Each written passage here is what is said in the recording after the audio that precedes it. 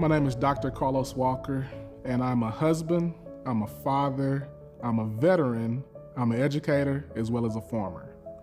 I was asked the question to talk about a time in my life in which I was silenced. See, growing up without a father had a big impact on my life. I remember when my parents first divorced, my dad was no longer around, and that really bothered me. My mom, I remember her crying and praying, asking God to help her raise her two boys.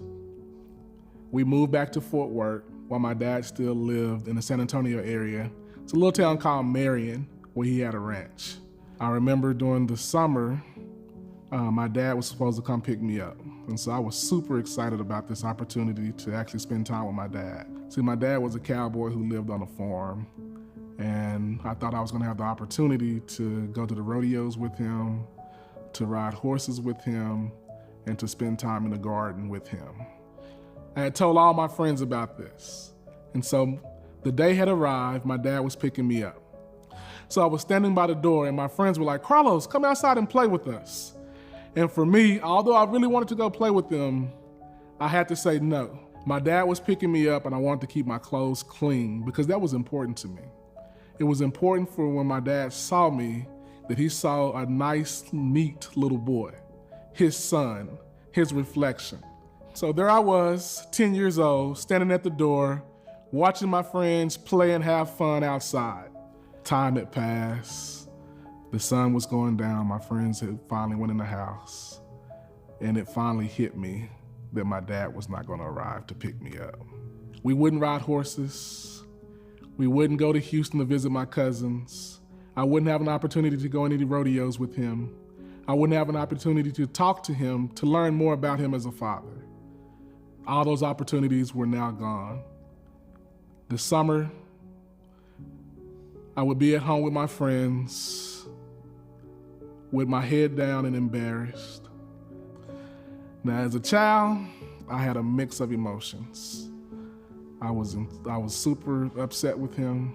I was angry that he did not come. But more so, I was embarrassed because I told my friends about all the cool things that we were gonna do when I went to my dad's. And none of them were coming true for me.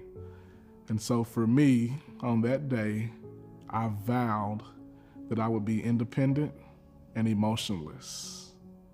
At the tender age of 10, I vowed that I would never let anybody hurt me again. And that was the first day that I silenced myself. So in middle school, I took all that hurt and frustration and I channeled it into football. My desire was to be the best football player I could be because I had something to prove.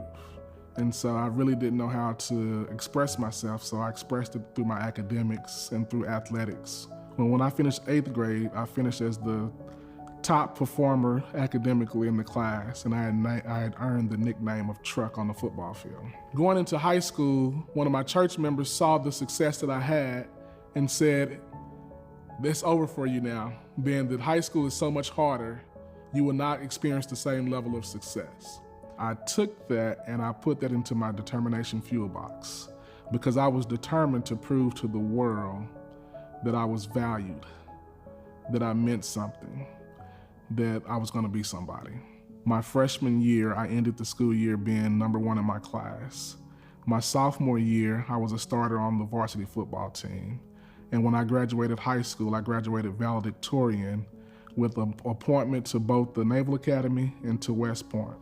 So the vow that I made at 10 years old, it served me well during high school, college. But when I joined the military, they asked me to take a different vow, a vow to the United States Constitution. I learned about myself, I learned about leadership, and I learned about discipline as well. However, at that particular point in time in my life, I was still angry with my father, and I decided it was time to let him know what he missed out upon in my life. So I reached out to him and set a time to go and visit with him so I could tell him about all the cool things that I had done in my life. Well, needless to say, I went there, I was pumped up, I was excited because I knew he didn't know anything about me. When I began to talk about my life, he began to interject and tell me that I missed something here and there, things that he knew that I forgot to tell him. And so that really was a blow to me, because when I went there, I really went there to write him off and write him out of my life. However, he knew more about me, and that really sparked a feeling inside of me that had been gone for a long time, that he validated my life.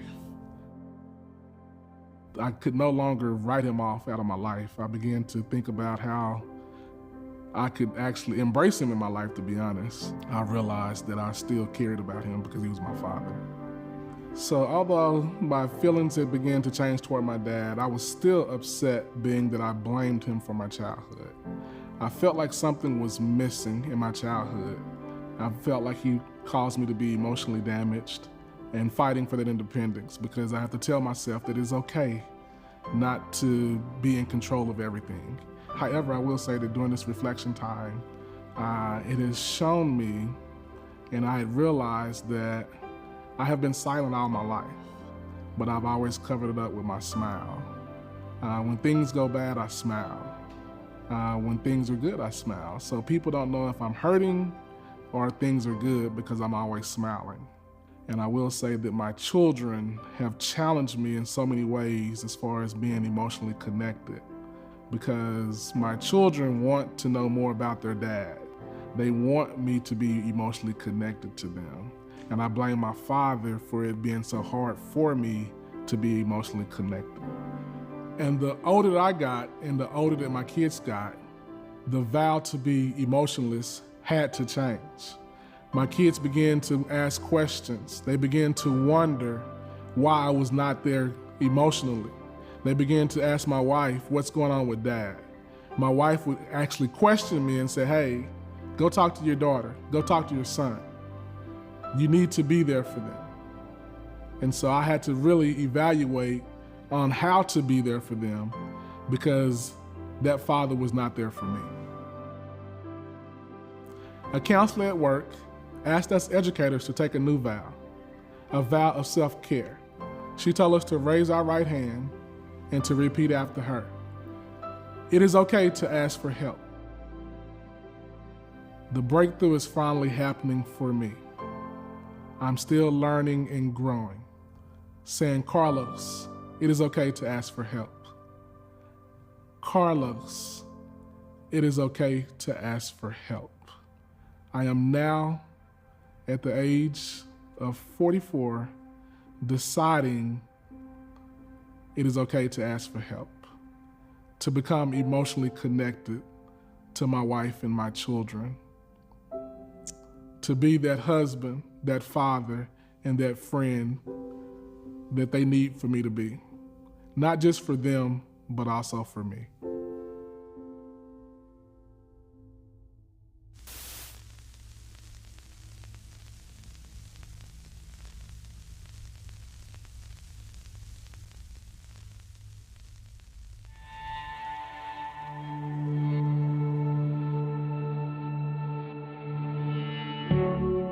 Her words were sharp, armed with ignorance and a false sense of humor.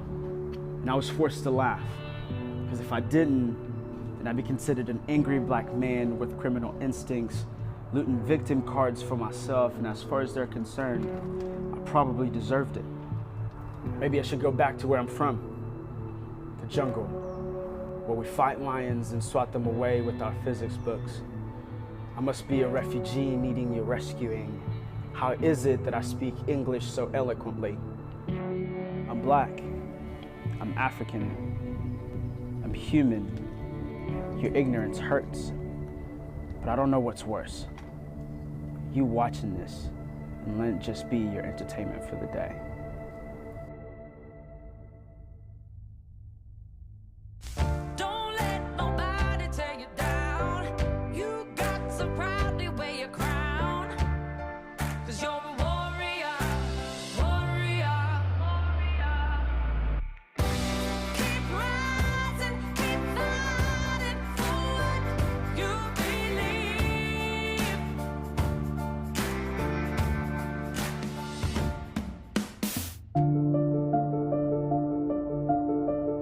My name is Henry Wasanga Butel. and I'm a 31-year-old man living in Fort Worth, Texas. I am the founder and creative director for Biwasanga Event Planning and Catering. Previously, when Black people have shared their experiences and whatnot, it has been in safe spaces with other people of color. But what this year has really forced people of color to do is have private conversations on public platforms and public ways that now white people are hearing things that they never heard from people of color before. As someone who writes, and I do speak from time to time at conferences and whatnot, I feel that if I have a story and a voice, then I have a responsibility to use it. And that is why I'm in this chair. I remember being the only Black person in the room and getting called a nigger at a party when I was 18.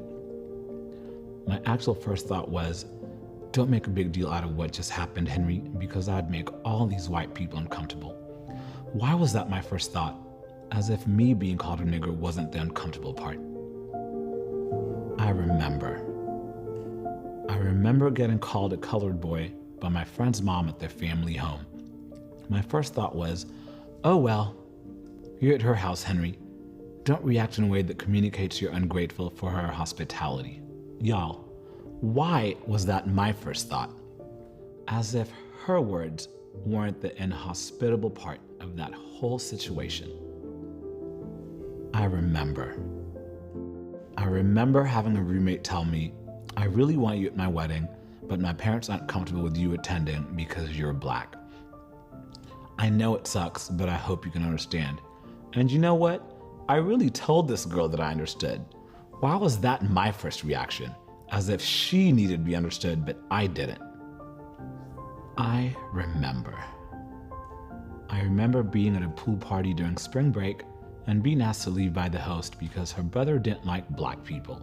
I gracefully said bye to everyone else that was allowed to stay. By everyone else, I mean all the white people. Why was that my first reaction? As if it was my job to remove the awkwardness for everyone else. Has someone ever said something hurtful, rude, or offensive to you? I suspect that just about everyone in the world can answer that question with a resounding yes. How have you reacted in those moments?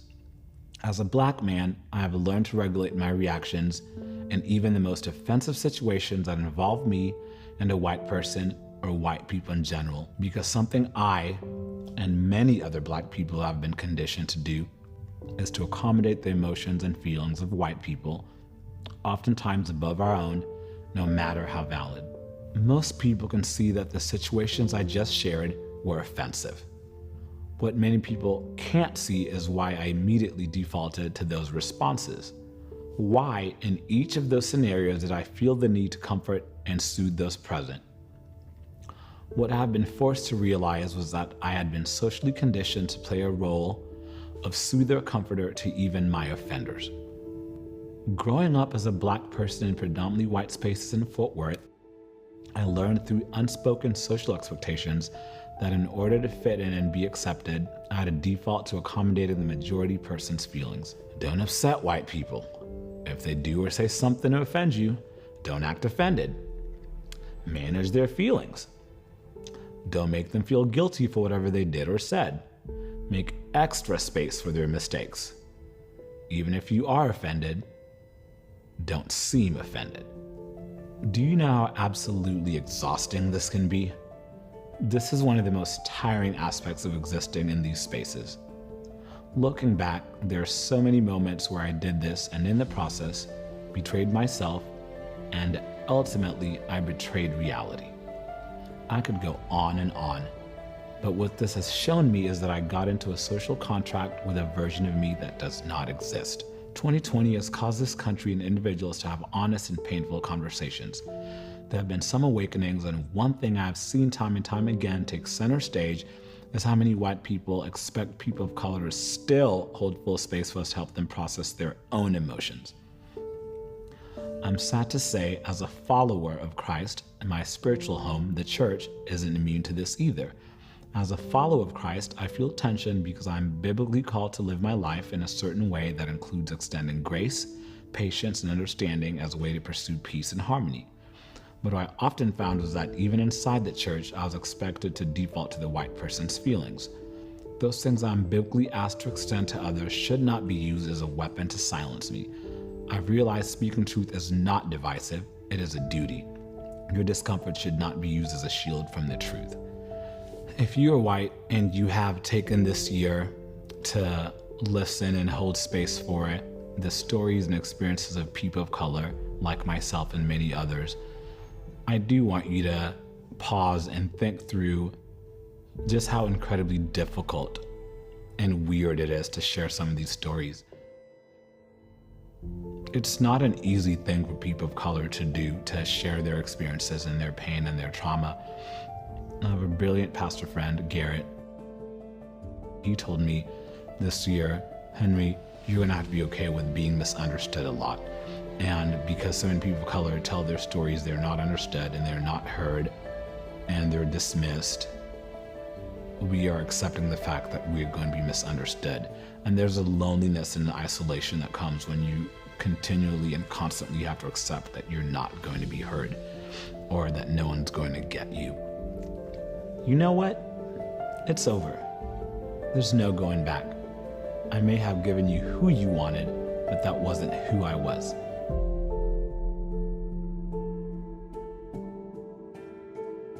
My name is Henry Wasanga Buto, and this is my story.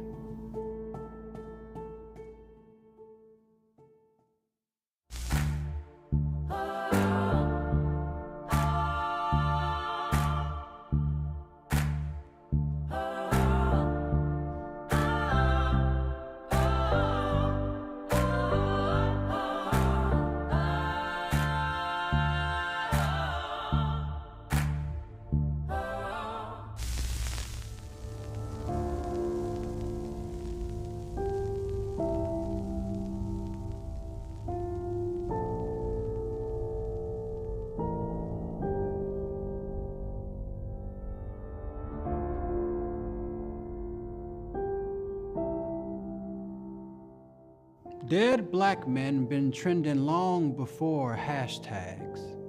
Bluebirds been bringing the message of our death since we were swinging from trees. Each tweet a dirge for strange fruit. Each tweet without enough characters to characterize the twisted mouths and bulging eyes. Each tweet forgotten too quickly. Pushed down the timeline by selfies and pictures of dogs and cat videos, pictures of aspirations and dreams, and the legacy of blackness is the affluence of white America. Black people are the shift key that gives capitalism its capital C. Our red blood is the dye that made the American dollar green. Yet, we remain a social campaign for the media of the day. Black Lives Matter. Black Lives Matter. Black Lives Matter, but not enough to stop mass incarceration. Black Lives Matter as long as they're not taking up spaces that weren't built for them. We did not divorce segregation before introducing integration, so we find ourselves in a nation divided into two ideas. Two wives vying for the love of a husband that has no eyes for either. Plantations become prisons, shanties become ghettos, cosplay of folks with hoodies that say hashtag I am Trayvon Martin. You can't be because he's in the grave. All we have left of him is a grieving mother and father and family, and the capitalism that decides to cash in on his face and his name.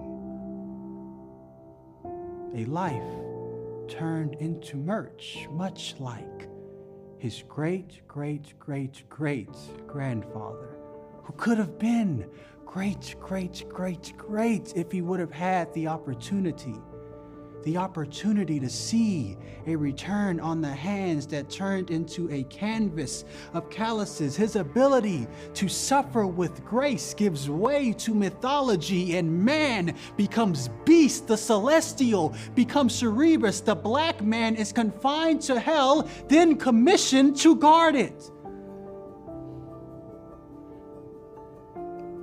His only path to freedom is to be liked. He puts on a filter of whiteness on a prayer that Hades will allow him to leave the underworld, even though he knows that Zeus will never grant him Olympus. Black men die when they get too close to the gods. Medgar, Malcolm, Martin. Black men die when they've been to the mountain. Believe me, the valley is filled with black bodies with the audacity to climb. The birds don't go to the valley. They're scared of the darkness, the smell.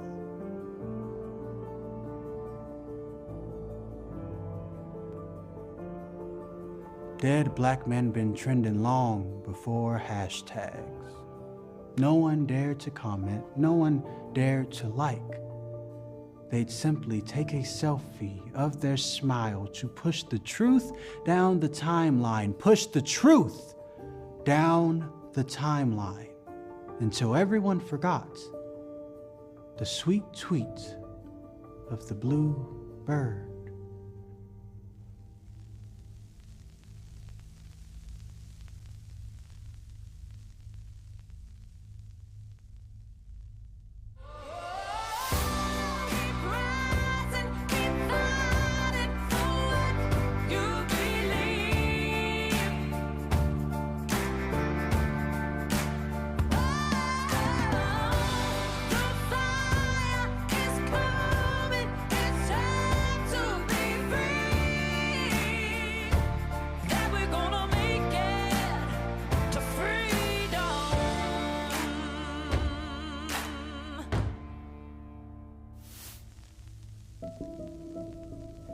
Well, hello. My name is LaJohn McDonald Jr.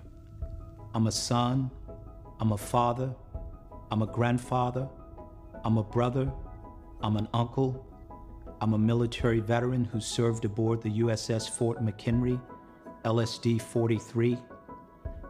I'm also a peer services coordinator with the Military Veteran Peer Network of Tarrant County, and I assist veterans and their families with their difficult transition from military service back into civilian life. So there are many facets to my life and many roles and hats that I wear, and I cherish each of those roles. The events of this present moment reminds me of an event that took place in my life in the early 90s. I had been separated from the military for a couple of years, and I saw in a record store a very good friend of mine who, the last time we saw each other, was in the Gulf of Oman. The universe must have aligned itself for that day for us to be in the same spot at the same time and celebrating seeing each other. So we were both excited. You know, what do you do when you're 20, in your 20s, you both got new cars, you hadn't seen each other in a long time, and now you're excited. So what do you do with all that adrenaline? And you got a car outside. You're going to race, you know, that just come with the territory. So we took out down Highway 51 and we opened them up pretty good, you know, but his vehicle was a little bit faster. I had a Chevrolet Cavalier, 1990 Chevrolet Cavalier, and he had like a Nissan 240Z, you know, the hatchback. I think it was a hatchback, but it was a coupe, you know, burgundy, you know, it was fast, you know. And as we were racing down Highway 51 going towards Millington, Tennessee, two police officers pulled us over. One pulled him over on the left shoulder first, and the one pulled me over on the right shoulder second. So they pulled my friend over first, which is an indication that he was winning the race, but that's a whole nother story. When the officer asked me to get out of the car, he approached the car so quickly, by the time I got out of the car, he had already had his gun up to my throat. And he said, I'll never forget these words. He said, "It's a good day for dying, isn't it?" And how do you respond? My body actually went limp. I will never forget that moment, because when I saw that police officer, when I looked at him in his eyes, he had no emotion. It was just a dark stare. And he would have the ability at that time to be not only police officer, but to be judge, jury, executioner, and he could have shot me in the throat and threw my body in the ditch, and it may not have even been discovered for a long time. And when I saw him, he looked over and saw my son's car seat in the back of the car, but the car seat was empty. I wouldn't be racing with my son in the car, but I guess it made a connection to him, and I saw the humanity be restored into his disposition. I don't know if he just wanted to humiliate me. I don't know if he was just expressing the fact that my racing could end up in me dying, or I just wanted to see if he wanted to emphasize a point about, hey, I have the ability to kill you myself. And until this day, I'm adversely affected by it. So if I'm riding in the car with my wife and I see a police officer, I make an involuntary movement. I start rocking back and forth, rubbing my thigh, and I start making a grunt noise, and it just happens that way. It's an involuntary movement that I have when I see police officers, and there's nothing that I can do to control it. And imagine the humiliation just sharing this with someone. It's embarrassing, it's humiliating. I shouldn't have to be feeling like that 30 years later based upon one interaction with a police officer. This is why it's so important, because our stories are so common, our stories are so intertwined. But something happened the other day with George Floyd's death that really sparked something in me. When you see a live execution, my first response was utter devastation. It was like the life had left my body, because I said, they're killing us out here. Endangered animals have rights, but we as black men, we have no rights. We don't even have an endangered species list that we can belong to. So to contemplate that animals have more rights and dignity than you do as a human being, you can't process it but through sadness and sorrow. But I saw a moment that happened when a black police officer took a knee in midst of protests, in midst of controversy, in midst of high stress and tension. But what that expressed to me, it was somebody looking for solution, as many of us are. When he took a knee, I was so inspired because I knew what he was trying to communicate. He was trying to communicate understanding. He was trying to communicate peace. He was trying to communicate well-being for his community. And that was something that I could really relate to. And when I saw him kneel down, knowing the circumstances, knowing the weight that he had on his shoulders, and I had a conversation with him afterwards, and he said, I asked for permission to do that. Can you imagine that? Being so disciplined and so considerate of other people that you ask permission to do something life-changing? Oh, it's incredible. It's so many fascinating layers to what took place. Being human means something. I stand here with a set of fingerprints, the only set of fingerprints in the universe that look like mine. Do you imagine my uniqueness? What I mean to this universe? There's no other identifying marks that anyone else have than these 10 fingerprints that I have. No one in the world. So if the universe can recognize our individual uniqueness, Can we even just contemplate how important that is? We're all important. We're all important. And Black Lives Matters.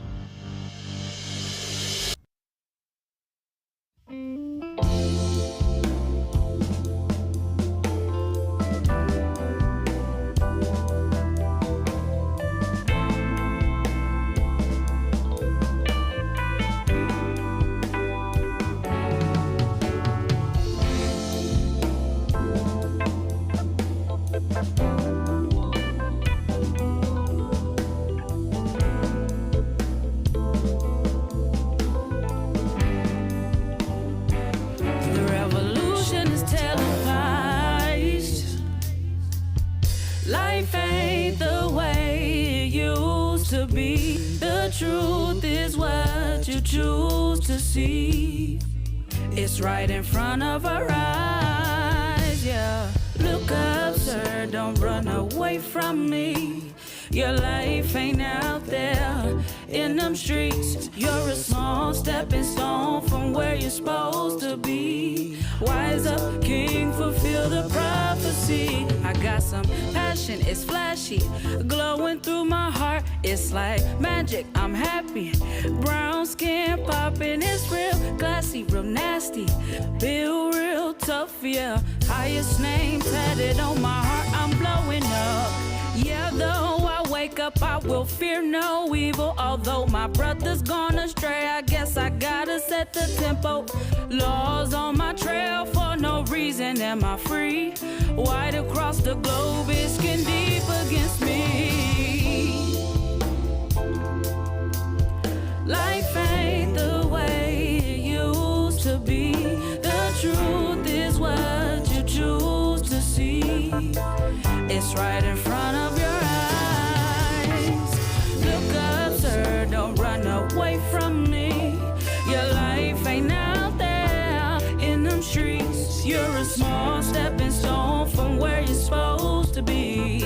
Wise up, king, fulfill the prophecy, yeah.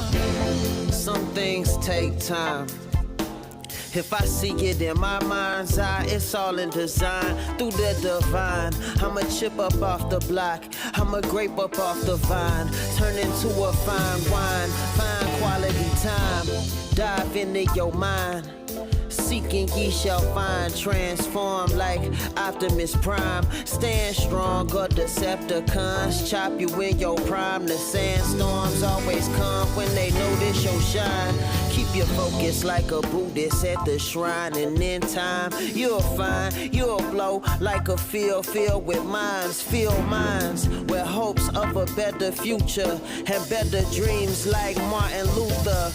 More love, more Karma Sutra. I'm trying to do shit I ain't used to. Get your paper, stack it up, Mansa Musa. Be you, be unique, be unusual. Being sure that when the times get crucial, they liberty ain't never mutual.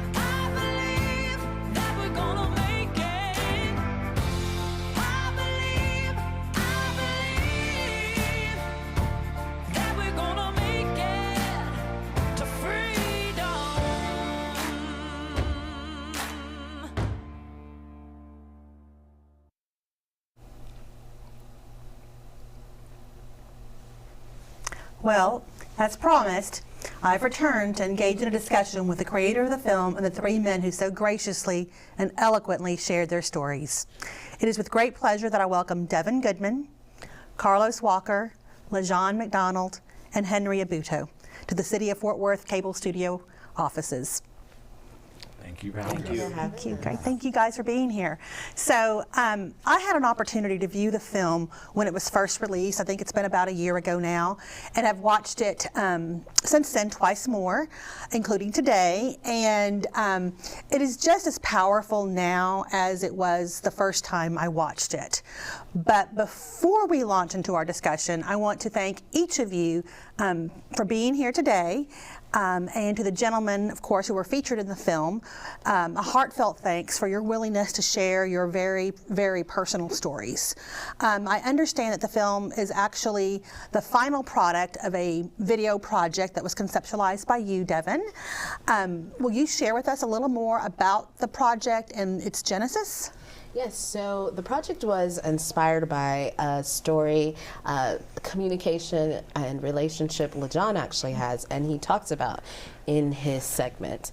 Kathleen reached out to me. I love community projects and connecting people, helping them build so that we as a community can be better together.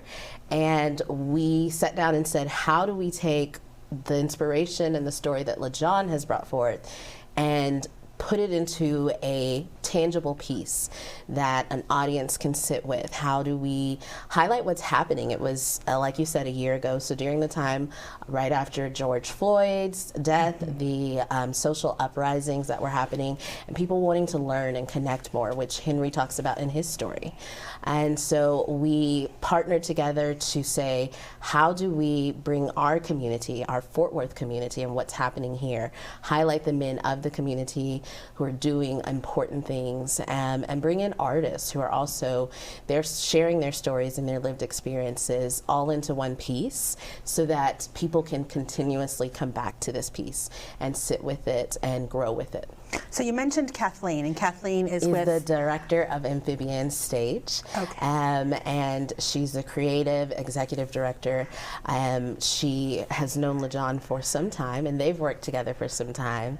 And when he reached out, she called. We've worked together before, and said, how do we do this? Okay. And so what was Amphibian's what was their role in the project? So Amphibian's role in the project, as you saw, Kathleen is the director, is taking and LaJohn's inspiration, my creative vision of bringing all these elements together, and then directing, and most importantly, and we see this even in conversation now, is recognizing the worth of the Black people who are participating in these projects and paying them and honoring their time and growing them in their own endeavors and their artistry. Great. So I mentioned earlier how deeply emotional the stories shared in the film are, and that there was something in each of them that left really an indelible print on my heart and my mind. But I'd like to hear from each of you about why you decided to participate in this project. Okay. Am I gonna start? Yes, Okay, Henry, perfect. please. Okay. So Dev'n, as we mentioned, this kind of came to be in summer 2020 with the death of George Floyd and everything. And Dev'n asked me about it. I remember her mentioning it. And I was like, okay, girl, that sounds like something like I'll be doing, sure, why not? And then I got an email from Kathleen like that September, right after my birthday. I was like, what is she talking about? And I was like, I don't remember saying yes to any of this, but I didn't know Kathleen at the time. And I was like, this was a private conversation between me and Dev'n. I was like, this girl put me out on Front Street. And then I was like, oh no, this is a much larger project. And then so once I had time to sit with it, recall it, and kind of just think through it, and I was actually talking to my pastor friend Garrett, and he was like, well, if you have a voice, you have a responsibility to use it and tell your story, if it's going to be used for impact outside of yourself and your normal sphere of influence. And so that's kind of why I decided to just, you know what, I've been sitting with this story in my life long enough that I'm comfortable enough sharing it with other people. So. And Carlos, how about you? So Aisha, who works with Kathleen at the Amphibian Stage, she called me and asked me if I would participate. And so I told her, of course, you know, she's a good friend of mine. And so anytime she asks for something, I try to come through. Very good. Yeah. It And was what's a defining moment for me when I saw the police officer take a knee, and I knew that Kathleen would take my call at that time because she's so gracious and so kind. And from that, we had a conversation because I actually wanted the police officer to be interviewed and just to know what his mind was during that time, because I really thought it was a defining moment. But I felt compelled to do something because I didn't want to live with the anguish of not doing anything. And so to be here, I'm thankful to the leadership that have made this possible. But it's all about the conversation for me. And sometimes we have to have tough conversations and we have to deal with the real issues in order for us to grow and evolve. So that was really the point of influence and interest for me. Okay. So Dev'n, were there any particular aspects of the stories of each of the men that surprised you or unexpectedly touched you?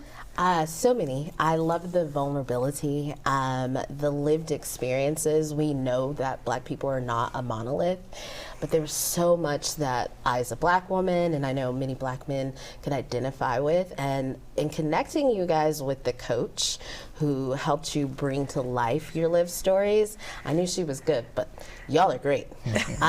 It was just watching and seeing other sides and stories that I didn't know and memories that maybe had been even buried was so inspiring to me. But I know that it's something that's sitting with our youth, which is so important. And getting to see how youth have responded to it is really what's resonated. So you mentioned they worked with a coach. Was that like a voice coach or a writing coach? So Jennifer Wayne Scott, who I know has known me for many, many years, she actually does performance and storytelling, personal storytelling coaching.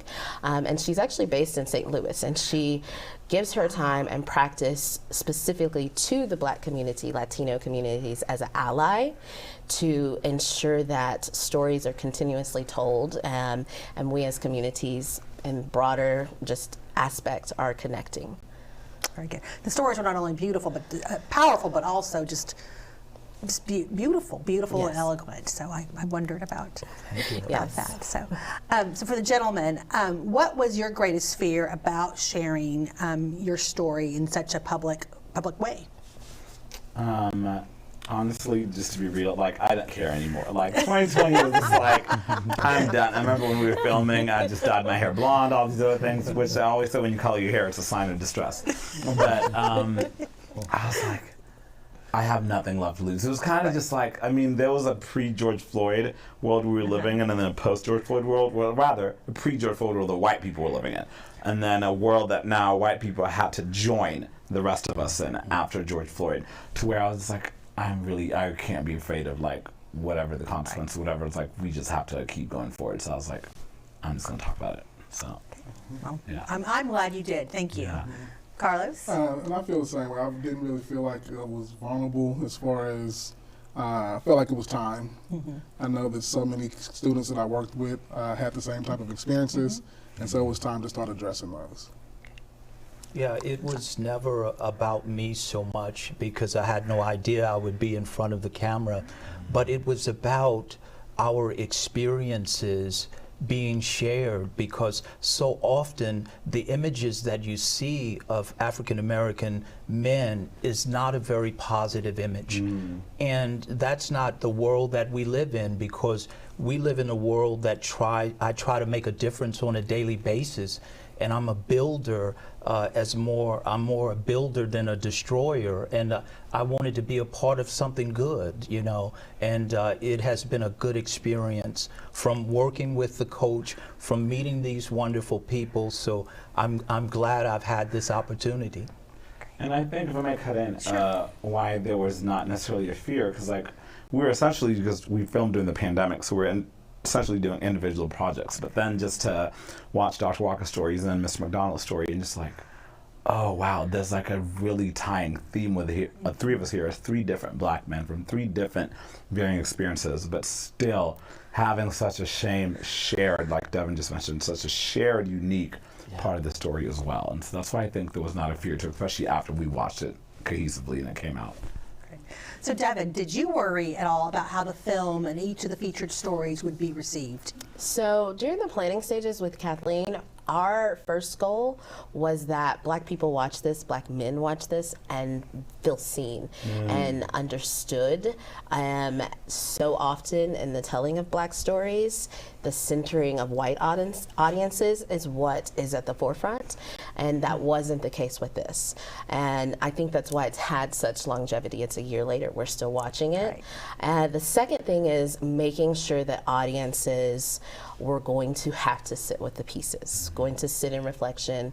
That was our focus. As an educator, I don't have too much worry, especially as a history humanities teacher. I'm used to presenting things and saying, you're going to have to sit with this. In community, specifically, sit with this and grow. So I didn't have that worry. Kathleen didn't. The only truly worry that we had was respecting these men's stories and the artistry that was being presented, and making sure that the black community could walk away saying thank you, or at least thank you for seeing us.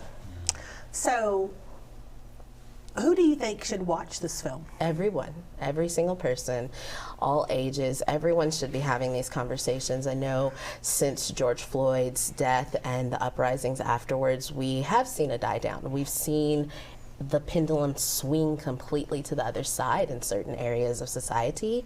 And you can't watch this film and not recognize the humanity of these men. Right. And once you sit with that humanity, because that's what we all are at the end of the day, the reflection and the growth will come. So back to the gentleman. What, if anything, surprised you about yourself or others since the release of the film? Yeah. One, apparently I speak more than I should. Sometimes, no, I'm just kidding. No, I really was surprised with the final result, just how my story was presented, which I credit Kathleen and the entire team. Specifically tonight even. As I said, I love connecting community and especially leaning into youth.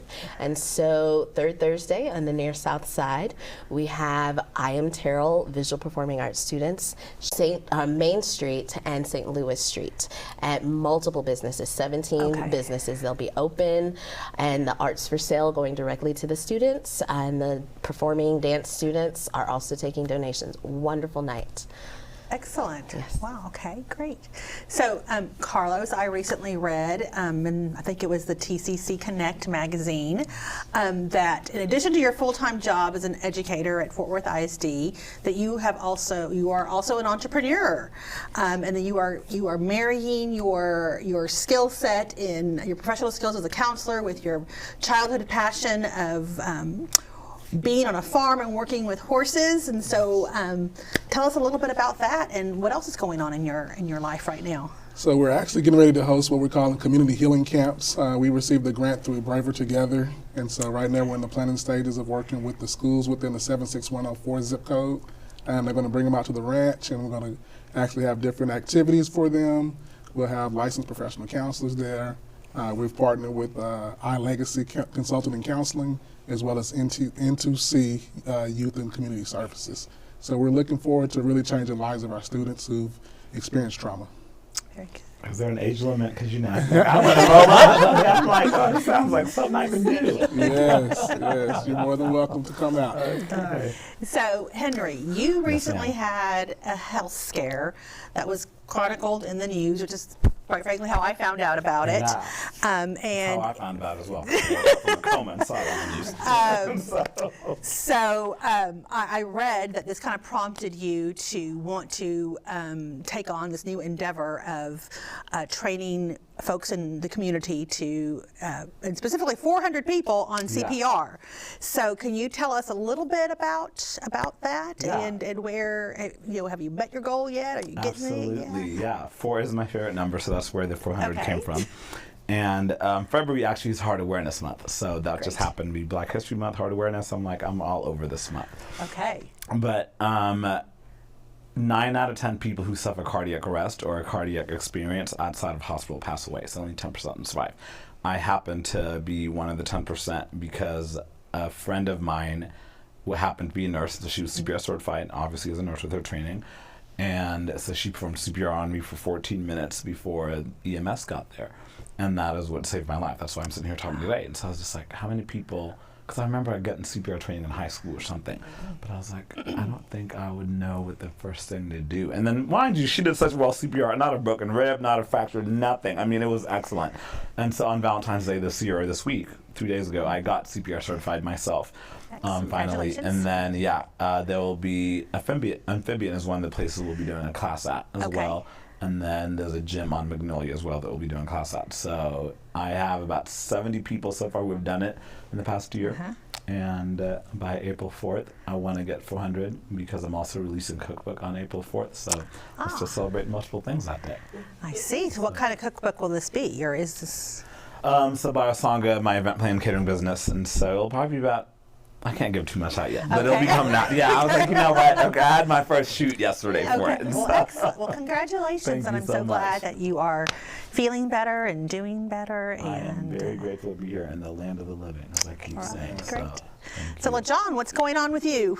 Well, there are a lot of things that are taking place, but today has been interesting because I would like to see the film continue to gain traction and, excuse me, the film continue to gain traction and conversations continue to take place and just move forward around this particular project.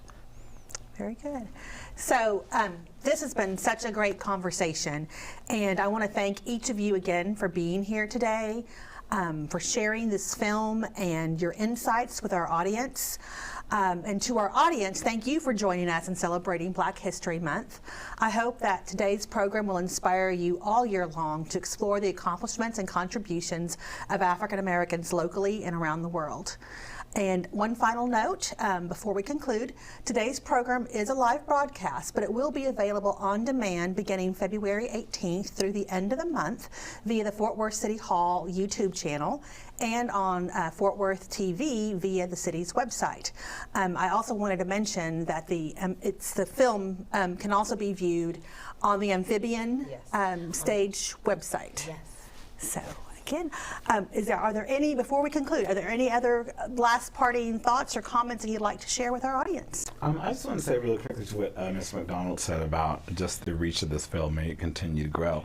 Yesterday I had an opportunity to speak with Tonal, Peloton's competitor of the company, and they were asking me, I was doing a DI training for them, and they brought this up, which I didn't even know as something they had access to really, and they specifically brought up Ms. McDonald's piece about just being in the car and that cop in that moment, and just the response from Black men that were in California that were responding so well to this was like, this has gone places and I can't wait for it to go even more places. So just thank you so much for your vision. Thank you as well.